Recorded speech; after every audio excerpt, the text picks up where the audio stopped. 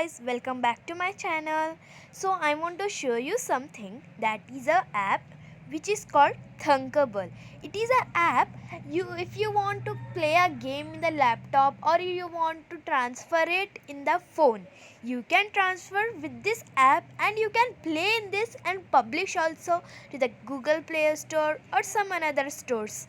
To do this, firstly you have to download in the laptop, and you can do whichever file you want to keep and publish a game. You can send it to the mobile phone, and here we will open this thunkable app. It will sign in with Google.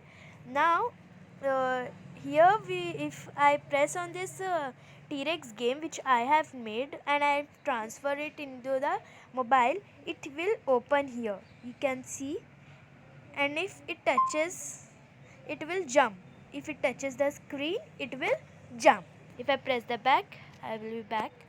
And here, if you don't know anything how to do anything, add a screen color or make a play sound or anything you don't know from this, you can add it. Okay, so firstly I will show you how to make a screen color. For screen color, you need to make on these options below, and you can make it like this. For this here we will make it. First it is showing to view the code. We will press on view code, and then next it is showing to when button 1 is clicked, do this. We will click on the button 1 here option and button 1 click, then next, and it is showing to make background of the color. We will justly slide down and you can see the background, and we'll paste it here. Okay, next we will tap on next.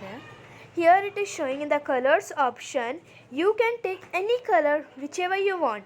I am taking this one and I will paste it here. Okay, and next option, it is showing to view the project.